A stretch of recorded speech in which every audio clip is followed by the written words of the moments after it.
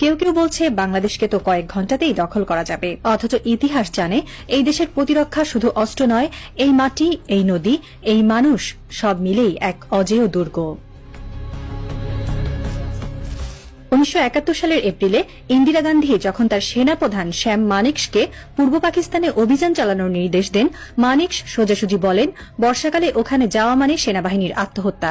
ভারতীয় অবসরপ্রাপ্ত major general DK পালিত তার বই লাইটনিং কনসেপ্টে বাংলাদেশকে আখ্যা দিয়েছেন ডিফেন্ডার্স প্যারাডাইস নামে। তার ভাষায় বাংলাদেশের প্রতিটি গ্রাম শহর, প্রতিটি নিচু জমি, খাল, বিল, হাওর বাওর এক একটি প্রতিরোধের দুর্গ। বাংলাদেশের মানচিত্রে রয়েছে 405টি নদী, 3টি নদী দিয়ে ঘেরা রাজধানী ঢাকা, পূর্বে টারশিয়ারি যুগের গিরিপথ ও ঘন জঙ্গল, যা স্যাটেলাইট নজরদারিরও বাইরে। এসব ভৌগোলিক বাধা শুধু ভারত নয়, বিশ্বের যেকোনো সেনাবাহিনীর জন্যই দুঃস্বপ্ন। বাংলাদেশের পূর্বাঞ্চলের গহীন বনাঞ্চল, পার্বত্য এলাকা এবং লুকানো জলাভূমি এক যমদূতের মতো গেরিলা যুদ্ধের ক্ষেত্র তৈরি করে রাখে। ড্রোন প্রযুক্তি কিংবা এয়ার স্ট্রাইক দিয়েও এই এলাকা পুরোপুরি দমন করা প্রায় অসম্ভব। প্রতিটি বাঁকে, প্রতিটি ঢালে লুকিয়ে থাকতে পারে এক একটি প্রতিরোধ ইউনিট।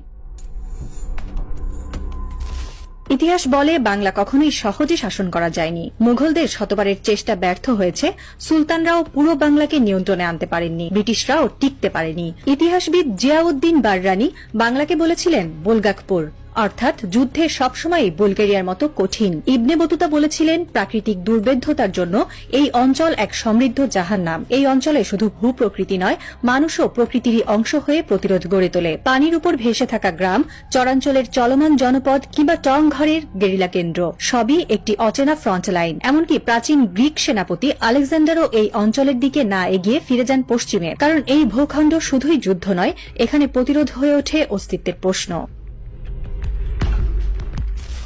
ভারতের হাতে রয়েছে 37টি পদাতিক ডিভিশন। এর মধ্যে 6টি রাজধানীর নিরাপত্তায়, 6টি পাকিস্তান সীমান্তে, 9টি চীন সীমান্তে ব্যস্ত। বাংলাদেশের বিরুদ্ধে ব্যবহার করা যাবে সর্বোচ্চ 16টি ডিভিশন। অন্যদিকে বাংলাদেশ সেনা, বিজিবি মিলিয়ে প্রায় 16টি পদাতিক ডিভিশন প্রস্তুত আছে। আনসার বাহিনীর 61 লাখ সদস্য, শক্তিশালী পুলিশ ও আধুনিক সরঞ্জামে সজ্জিত আধা সামরিক বাহিনী। এছাড়া সাম্প্রতিককালে আধুনিক অস্ত্র সংগ্রহ এবং যৌথ প্রশিক্ষণের মাধ্যমে বাংলাদেশ সেনাবাহিনী তাদের প্রতিরক্ষা সক্ষমতা বহুগুণে বৃদ্ধি করেছে। আধুনিক সমরবিদরা বলেন, একটি দেশ দখল করতে গেলে সেই দেশের সেনার 3 গুণ সৈন্য দরকার। বাংলাদেশের 16টি ডিভিশনের বিপরীতে ভারতের দরকার 48টি ডিভিশন, যা বাস্তবে নেই। ভারতের সমরদর্শীরা এখন প্রশ্ন করছেন, সামরিকভাবে যে লড়াই জেতা সম্ভব নয়, সেই লড়াইয়ে কৌশলগত ও কূটনৈতিকভাবে হেরে যাওয়ার আশঙ্কা কতটা ভয়াবহ হতে পারে।